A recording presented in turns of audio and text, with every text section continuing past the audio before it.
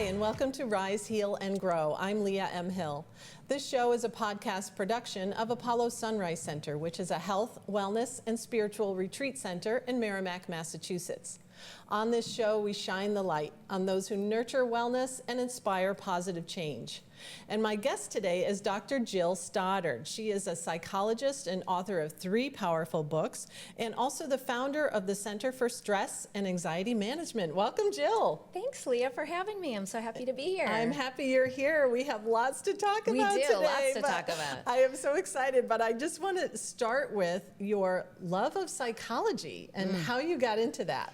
You know, I count myself very blessed because I just happened to be 15, 16 years old and took an elective in high school. And I took psychology, I took law, and I thought, this is it. Like, either one of these is what I want to do. And then I got an internship at a law firm, and the psychology deal was sealed. At that point, I was like, this is not the place for me. And so I just, I majored in it in undergrad and went on to graduate school. And I mean, I just love my career. Wow. And I have always just been interested in humans and what makes them tick and trying to understand them. So, to find what you love at 15 or 16 and have that still be true in your 50s is, I feel very grateful. That's the very case. I don't think blessed. A lot of people can yes, say that. I know. Lots of people are still trying to find out what Right. they're wanting to do even later in life. For so sure. Definitely, that's really good for you to do that. And were there any, other like pivotal experiences that helped, lead you to this focus in stress and anxiety that as you experienced along your career path? Yeah, it's a good question. Most people say research is me search, or the one I love is your mess is your message.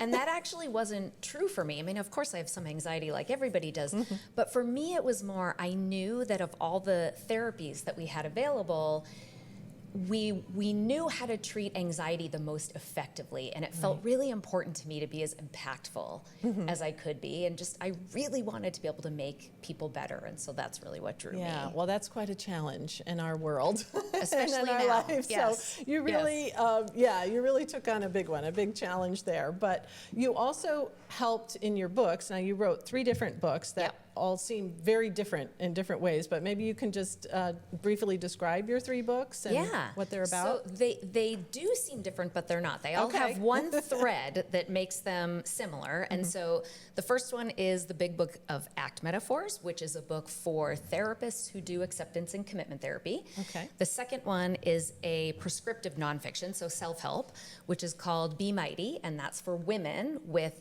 anxiety, worry, and stress. Okay. And then the third one is Imposter No More, and that's for professionals who struggle with imposter syndrome.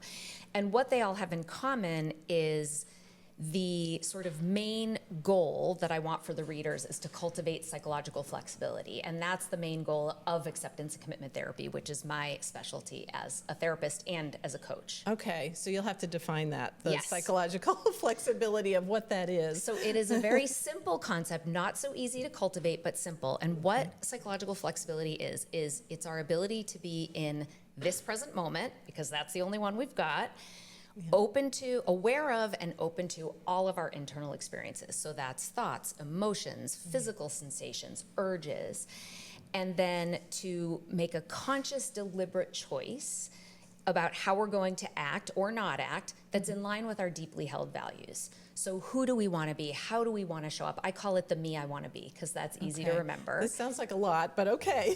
It's just like living life the way you want to without your thoughts and feelings in the driver's seat. Right? Okay. So if you think about how many decisions you make based on not wanting to feel a certain way. Oh, I get it. Right? Okay. So a big part of psychological flexibility is just learning to get comfortable being uncomfortable. Okay, so this is different than we talk about practicing mindfulness and being in the moment and, being aware of your surroundings. This is more like being aware of what's going on inside at the same time. So mindfulness is one component of psychological flexibility, because mindfulness is awareness of surroundings, but it's also awareness of your thoughts and feelings, right? It's awareness of everything going on in the present moment. So with psychological flexibility, it's awareness of what's happening inside. Okay. And you have to have that awareness in order to then make those values-driven decisions. Okay. So that's a big part of it. Yeah, can you share like maybe an example to help us, understand how the psychological flexibility can like help us in our life or in our daily life? So I'll give you, so one of my there are a lot of, so my first book is really all metaphors and experiential exercises, because doing acceptance commitment therapy and cultivating psychological flexibility is a really experiential endeavor. And so one of the things we do is identify your values, right? So like figuring out who and how you want to be. If I just said to you, what are your values? You know, you get this like deer in I would have headlights no look, idea. right? Right? Exactly. Yeah, it's like, okay. So one of my favorite things, and it might sound a little bit morbid, but it's to think about what you would want your epitaph to say. So that's like a saying on a gravestone, right? Okay, So I'll give you an example. Now, what mine used to say before I learned how to do this was, here lies Jill. She always played it safe so that she would never fail or be humiliated or get rejected. But then your life is like this big, right? Right. What it says now, because I've been doing this for 25-ish years, Okay. is here lies Jill. She takes risks. She's bold. She's brave. She plays big. And sometimes it doesn't go her way. Oh my gosh. Wow, what a difference. Right? Oh my gosh, I want one for me now. So you can think about what I yours gotta would be. do And so this. for me, this example was kind of a global example. Yeah. But you can also come up with examples in any of your domains of living. So if I'm being honest, I struggle in the area of parenting. Okay. So what my epitaph probably would say is, here lies Jill. Whenever she's tired and irritable, she snaps at her kids. And like, that's not the kind of mom I want to be. Right. What I wanted to say is, here lies Jill. Even when she's tired and irritable, she treats her children with kindness and respect. Oh, what a difference. And so yeah. the difference between those, Yeah. that's where the work is to do, Yeah. right? And Oh so my that's what I'm goodness. always trying to work on. And I love that, because it's something that is, useful in so many ways. To be thinking about, okay, it's not really about, thinking about your death, but it's about thinking about what you're doing now that's going to have the impact later. That's exactly And that's right. what's so important, I think, in what you're teaching, because it drives our daily decisions, right? It drives us like, oh, okay, am I going to want to be that mom that's snapping at her kids, or am I going to be the one that's like, accepting, calming, and being able to move through these situations. Yeah, that's exactly right. That's terrific. All right, wow. So let's talk a little bit about Be Mighty, which Sure. is your other book Yeah. about, that was specifically for women, right? Mm-hmm. Navigating stress and anxiety. So what is it that's different maybe from your writing or your research that makes that stress and anxiety different for women as opposed to men? Yeah. Well, women are diagnosed with anxiety disorders at far greater rates than men are. Okay. And there are a lot of hypotheses as to why that is. But this starts as early as 6 years old. 6 years old. 6 years old. Wow. Girls are showing more signs of anxiety. And some people think it is because systemic bias is already kind of showing up. And, we talk to boys about, being rough and tumble and smart and science and space. And we talk to girls about being pretty. And we expect girls to be people pleasers and to say yes and to do as they're told. And, if you color outside of the lines, you might get in trouble. And so that may be where some of that begins. And maybe I'm thinking about like the consequences more. Like I feel like, sometimes as women or even young girls, it's all about like, what's the worst that can happen? What's going to happen next if I make this decision, if I do this? Whereas maybe it's different with how, like you said, how we raise boys and young men. Maybe it's more like, just do it, just go for it and see what happens later and deal with it later. Right. And so we take on this anxiety and this stress throughout our lives. Yeah, and I think a lot of the social and cultural messages too, girls and women are seen more as internalizers, which is anxiety, and boys and men are seen more as externalizers. Right. Because as a boy or a man, it's more acceptable to be angry, to lash out, Absolutely, to use substances. And so sometimes those things, there may be anxiety, but those things are really kind of masking that. Yeah. If that makes sense. Yeah. Right. Okay. Yeah. And let's talk about your more recent book, Imposter No More. Imposter No More. It's making me think of when I saw you a couple of years ago on the stage at a women's conference where you were the keynote speaker, and you shared some really powerful stories about your own struggle with imposter syndrome. Is that what the book is about? Is it about you, or is it about helping? It's another self-help book. Okay. But there's a lot of me in it. So, every chapter starts with a story, and some of those stories are my stories, some of those stories are celebrity stories, some of them are colleagues, friends, people that I know. And it's using psychological flexibility to really be the career person, the professional that you most want to be, rather than letting that self-doubt and fear stop you and get in the way of doing the things that you really want to do. Which I think is so common. It makes me also think of when I started my career early on, many years ago. I was working for a company, and I was very young. I wasn't long out of college, but I was moving up pretty rapidly through the system. And because I was always a hard worker, wanted to do all the work, doing all that. And so I became a manager. And I remember this woman saying to me, I can't believe you're my boss. I have kids older than you. And I was like, oh my God. And it totally brought on, now I'm thinking about this whole imposter syndrome, like, oh my gosh, this woman can't even see me as a manager, as a boss. How can I see myself? Yeah, and that's where I think people become most vulnerable to it. There's been a lot of studies. Is it more common in women than men? And some show that it is, and some show that it isn't.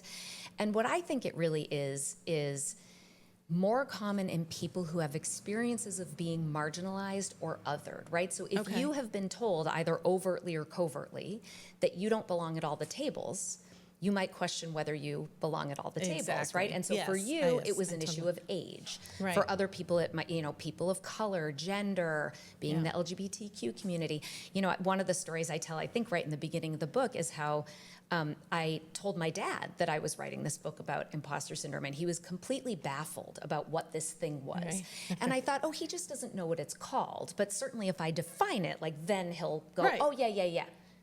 Absolutely no clue. He was like, because he's never had an experience of being told he doesn't belong at the table. So he just has always assumed that, and I had a male physician, exact same thing. That's amazing. That happened. So that's so hard for us as women to even understand that concept, to even understand that, that discomfort of feeling the imposter syndrome, which I don't even know if we define it. We probably should clarify exactly what it is, but maybe we should define it, because there might be a lot of women listening or watching us here today that are feeling it and don't know what it is. So it's basically a feeling of typically intellectual phoniness, but it really can show up in any domain that exists and persists despite evidence to the contrary. So it's like no amount of evidence or feedback that you've got this and you deserve to be here makes you feel like you've got this and you deserve to be here. And what makes it this imposter phenomenon rather than just self-doubt is the fear is any minute everybody's going to figure it out, right? I'm going to be outed as a fraud. Which is the humiliation, but also when you just shared the experience of your father, when someone doesn't understand it and can't understand it, it's then it makes you even feel maybe oh my gosh, maybe I am making this up. Maybe and I people don't feel... talk about it because if I tell you I'm experiencing this, it feels like I'm actually outing myself as a fraud because I believe that I'm a fraud. So people suffer in silence. But what I've discovered as I've been researching all of this is it's incredibly common. And so the cover of my book, it says imposter. You want me to show it? Yeah. So it says imposter syndrome no more, and the syndrome is crossed out. Because when this was first identified, it was actually called the imposter phenomenon, identified in the late 70s by two female psychologists who believed that this only occurred in high-achieving women. So funny, our culture, as soon as these high-achieving badass women had a little bit of self-doubt, it got rebranded a syndrome. Which is a disease, a disorder, or a pathology. So there's sexism baked right into that. So really it's the imposter phenomenon. It's not a syndrome. The range, the prevalence rates vary widely. I've seen as low as 9% and as high as 86%, but for the most part it hovers around 40 to 70%, which means most of us. What else exists in the world that's a disorder, a disease, or a pathology that affects half the people on the planet? That's not a thing. I cannot imagine. It's not a thing, right? So this is just a very sort of normal phenomenon, and like I said, that seems to impact people who have experiences of being othered in some way. Wow. And is there anything you can share or that you share in your book for someone who might be like, okay, that's me, that's totally me that you're talking about. I feel like I have this, whether, like you said, whether they have this great career or not, or just being a mother or a parent, it's like feeling like at some point, the shoe is going to drop and everybody's going to know I'm a fraud, or I'm really not that good, or, is there anything that you share or that you could share that would help someone to get started on this new path? So it's kind of what we've already been talking about. And I say, I tell my clients in my anxiety clinic that I've been practicing this stuff for 25 years, and I'm more anxious than I've ever been, and their faces just go, what? Oh yeah, right. They wouldn't imagine that. And I still feel like a fraud after all this time. But the reason is because it's like anxiety that you choose. It's you're choosing to take on challenge. So I think the most important thing here is we have this belief that we need to feel confident before we move forward, right? So what gets in the way is I'm not knowledgeable enough, I'm not skilled enough, I'm not expert enough, I'm not experienced enough, I'm not confident enough, I'm not ready enough. And I call this the gap trap. We get trapped in stagnation due to that perceived gap in one of those things I just mentioned. And we believe we can't move forward until we close that gap, which of course is a trap. So that holds us back. It holds us back. And the key is, if you are doing something that you care about doing well, that's challenging or new, of course you're going to have self-doubt. Yes. Like, think about the last time you were laying awake at 2 o'clock in the morning, like the wheels spinning. Like every night. Right, like every night. Okay, so what are you worrying about? Are you worrying about the fact that Game of Thrones isn't coming back for another season? No, you're worrying about your career and your relationships and your health and the state of the world. You worry about what you care about, right? We hurt where we care. So if you are taking on something challenging that you care about doing well, you are going to have some self-doubt and anxiety. Right. So it's ridiculous to think that we should feel completely confident and ready and expert in all of those things. Okay. So the key is being willing to be comfortable, get comfortable being uncomfortable. So being willing to move forward with the hard thing because it matters to you, but you're doing it in the presence of fear and self-doubt rather than waiting until it's cured. And that's what psychological flexibility is, and that's what makes my book different from every other book out there. You Google this, and it's like 10 tips for overcoming imposter syndrome. Yeah. But a lot of it is build your confidence and convince yourself you're awesome. Right. But if you think about your own experience, like, I've never been able to do that. Right. And I'm thinking of that. There's that famous TED Talk, I think, where the woman said, instead of faking it till you make it, fake it till you become it. And it was powerful, but it's kind of like, well, how do I do that? Kind of like what you're saying, like, okay, it sounds simple, but it's really not. Yeah. And so your strategy is to take all these things into account, to give yourself some slack, right? So give yourself some permission to feel this, and then which is, I don't know how to do this, but get comfortable being uncomfortable. Yeah. Do you want to do a quick practice? Yes, I would love that. So what we're talking about is like facing the fear and doing it anyway, right? Do it scared was the title of that talk I gave, the keynote that you were at. Which of course is easier said than done, but you can, I do this in therapy over months and months, so you can learn skills to cultivate psychological flexibility. Getting comfortable being uncomfortable, it's about changing your relationship to your thoughts and feelings so they're no longer getting in the way, rather than trying to get rid of them, which tends to backfire. So you can practice getting comfortable being uncomfortable using your senses. So we start with like low stakes practices and then work our way up to the stuff that's hard. So we can do a really easy one. Just cross your fingers the way that feels comfortable and notice how it feels. Okay, and everyone watching can do this too. And then switch it so it's one finger off and notice how it feels. And notice how you want to let go. Yeah. And how you want to go back to the comfy way. Yeah. But can you open and notice and allow? And then I usually give people a 5-part mantra. So like when I give talks, I have them repeat after me. But it's, this is uncomfortable. Do you want to repeat it? Yes. Okay. This is uncomfortable. But it's just a feeling. But it's just a feeling. It's not dangerous. It's not dangerous. It's temporary. It's temporary. And I can handle it. And I can handle it. So if you can create that kind of relationship to discomfort, and of course this is not getting up on a TED stage, right? Sure, this is tiny. But you can start small. Yeah, so you can listen to music you hate. You can I encourage my clients to listen to mouth sounds because everybody tends to hate that. Yeah, like people eating, you mean, and stuff like that. Yes. Nails on a chalkboard. Oh my gosh. We eat Bean Boozled jelly beans together, which are the ones that it might taste like a smoothie or it might might taste like vomit. Oh, right. So right. it's really like Oh my learning how to God. open and allow and recognize, like, Yeah. yes, this is uncomfortable, but it's not dangerous, it's temporary. Yeah. And, of course, you don't have to eat gross things this isn't like no pain, no gain type thing. Right. But it's, if I can learn to do this in low stakes situations, then build up to higher. So then I might have my clients watch the last 5 minutes of Marley and Me, right? That's a real tearjerker. Oh my gosh, yeah. Or we Oh, might you're crying listen the whole to time. a politician that we can't stand listening to. So we kind of work up Okay. to things that are more and more difficult. And then you have more of that like success and mastery. Okay. Not necessarily confidence where you're not going to be scared, but confidence that you can do it scared.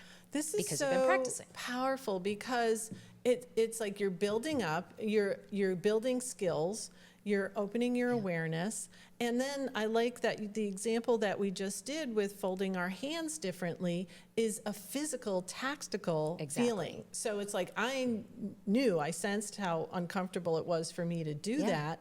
But then I was still able to say, I'm okay. You're There's fine. nothing bad. The world's not Yes. falling apart and everything. Exactly. It's okay. Exactly. And that's a huge skill. And the biggest your anxiety can get is a panic attack. And those are awful. They're very Yes. uncomfortable. Yes. And they're temporary. And they're not dangerous. And you can handle them. Yeah. So if you can handle that, then that has to be true for all the other emotions. Right. And it's important to be practicing consistently. So for me, if we looked in my wallet right now, I want my cash to all face the same way in I do that denominational too. order, Yes, right? I do that too. You'll never find it that way in my wallet because Oh. that's a way that I practice every day being uncomfortable. It gets handed back to me and I just shove it in my purse even though I really want to fix it. Right. And I let it be. You Right. can, put your shower a little too hot or too cold. You probably always, tie your shoes with one loop and then wrap around. So if that's your way, do bunny ears instead. I mean, there's Okay, literally gotcha. thousands of ways that you Oh can my practice God. this every day. Right. And then it's not so hard then to do things that are Right. uncomfortable. So when you're ready to take the big step to write that book or get up on the stage or apply for that job or something, it just makes it like, Exactly. okay, I'm recognizing how the discomfort feels. Yep. And I'm doing it anyway. And I know kind of some things to do that to help Exactly. along And the of way. course I'm uncomfortable because it's Yeah. challenging and I care about doing it well. And I know that I can Yeah. do uncomfortable. Yeah. Yeah. That's so powerful. Thank you. And I do want to talk, just to have you explain what the Center for Stress and Anxiety is and where it is. Sure. And then I want to talk about your coaching and kind of how you help Okay. people as well. Yeah, so the Center for Stress and Anxiety Management is my private practice that I started 17 or 18 years ago. It's in San Diego, and I have 4 women who work for me, so we do in-person therapy there. I now live in Massachusetts, so I do virtual therapy. All of our clients have to be in California because that's where Okay. we're all licensed. So we do therapy for people with anxiety, worry, and stress. And we do acceptance and commitment therapy, which is what we've been talking about here today, and cognitive behavioral therapy, Right. exposure therapy. It's all like facing your fear kind of Okay. stuff. But then here in Massachusetts, I do coaching for professionals, so like people who are struggling with this imposter phenomenon, Right. to help people meet their goals outside, but it's not therapy. And then I also actually do health coaching. So I do health coaching for long-term success following a dramatic weight loss. So Wow. I had bariatric surgery 4.5 years ago. Wow. And all this psychological flexibility stuff is what I've been doing in my own life. So you've lived this. Oh, I've lived it. You've lived it. I've lived it. Okay, So that's the- important to know. Yes. Right. So the tools that Yeah. I've lived it, and I've used these tools we're talking about to maintain my own For yourself. eating, health, exercise habits. Yeah. So I Yeah. help other people do the Because same. I know a lot of people who've gone through the bariatric surgery, Yeah. they have the temporary weight loss, but if they haven't changed the, what would you call The it, behaviors, psychology, the I mean, psychology yeah, behind yeah. it, behind the behaviors of the Exactly. overeating, they could still put the weight back on. Right. And Even with the now, surgery. 100%. Yeah. It's much more effective than dieting, but it's still not 100% effective. And you have to learn how to change your relationship to food and craving and all of those things. Right. And then, of course, with so many people taking the GLP-1 medications and losing significant weight, it's the same thing. Right. If you're not on that dose forever, you're going to have to do some work to be able to maintain Exactly. that weight I loss. know. And these psychological flexibility skills like really, really help a lot. Absolutely. Oh my gosh, that's great.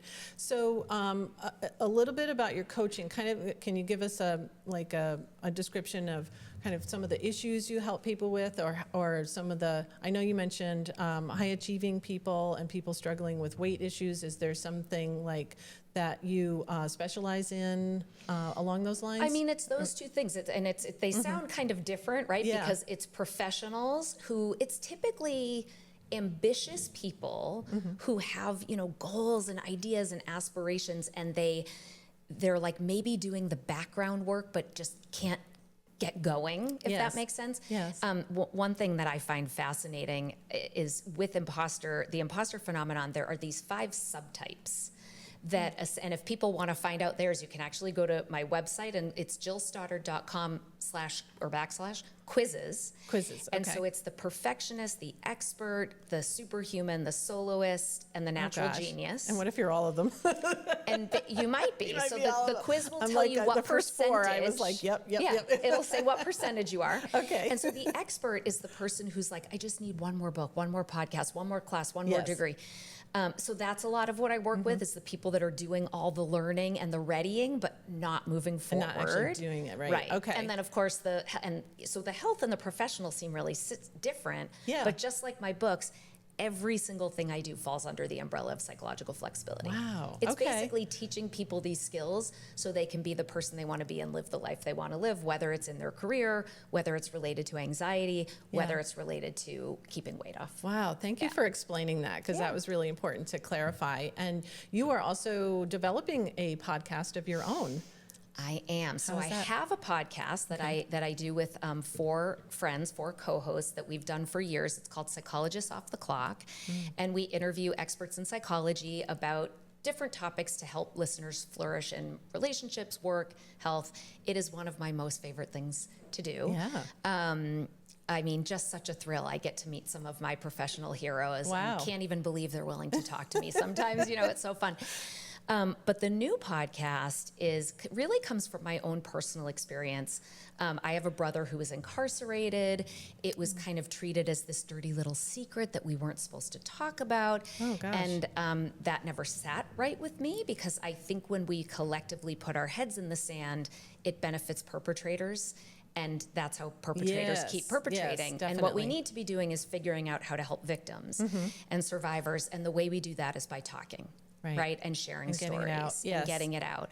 So the new podcast is We the Sunlight, We the Sunlight. I where like truth that. illuminates and stories heal. Oh, I love that. And it's just a platform for truth tellers, whether they're survivors of crime or trauma, whether they are whistleblowers, people who are close to someone who's committed a crime, like me with my brother. Yeah. And just opening up and telling their stories. And the hope is that it will encourage or inspire other people to open up and tell their stories. Yeah. So it's not launched yet, but my first guest was incredible. She was Harvey Weinstein's massage therapist. Oh, my And goodness. of course, he sexually assaulted her. Oh my gosh. And her story is just incredible. So I am looking for guests. So if anybody has a story they want to share, you can just find me on my website, On your at website, just go to your jillstoddard.com and send me a contact us. Oh my gosh, that is so, I have not heard of anything like that, Yeah. of any kind of platform that would allow people to come forward in a safe way, because we typically think of whistleblowers or anyone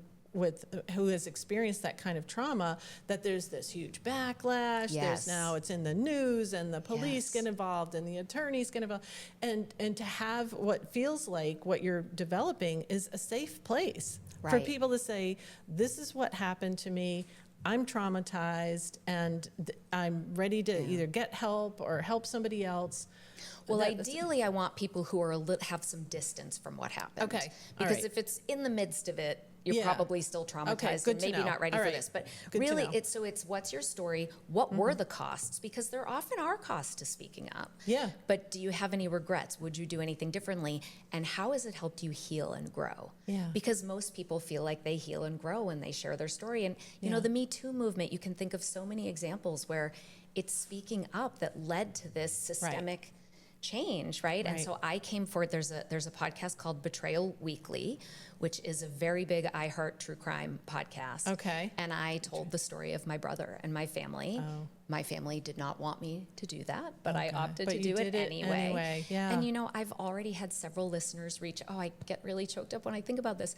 Several listeners who reached out saying, thank you for sharing your story. One told me she was abused. She had never told anyone. Oh my gosh. And said, you made me realize that I didn't do anything wrong. He did. And Yes. that's what happens when we tell our stories. Right. Right? That Right. like they experienced healing because I was willing to share my story, and that made them more willing Right. to talk about their Wow. story. Thank you for sharing Yeah. that. That is, yeah, it's I think the only way going forward that we as a culture, as a country can be on this journey of healing, because even as we started this show, we were talking about some of the issues even that we women experience in our careers that have been around for 50 years and longer, forever, and we're still dealing with these issues. So by having these platforms, these places where we can share and start the healing one by one is so powerful. Thank you. That's the hope. It feels like a real calling. So Yeah. I hope I can get it off the Yeah, ground. well, thank you for doing that. And so if anyone wants to meet you in person, you have an event coming up at Apollo Sunrise Center. Yes. You're going to be at Voices of the Valley, which Yes, I'm is so excited. November 1st and 2nd at Apollo Sunrise Center in Merrimack, Massachusetts. And Jill will be there along with many other authors sharing their books, their stories. You can buy their books, you can get them signed, meet the author. There's going to be lots of activity. So it's really for anyone, not just authors or aspiring writers, but anyone who's a reader, an avid reader, a networker, or a community member to come and just have 2 full days to talk about all these ideas, all this inspiration, and all this And really it's great free. writing. And it's free. It's free. It's Like, the why best wouldn't part. you come? It's free, and you can sign up at apollosunrise.com and get your free ticket on Eventbrite. So thank you so much, Jill. This was wonderful. for having and me. I feel like I've learned so much, and I know our viewers learned so much today too. And I just want to say thank you to all of you listening and watching here today on Rise, Heal, and Grow with Leah M. Hill. And please join us again soon. We have lots more episodes coming up.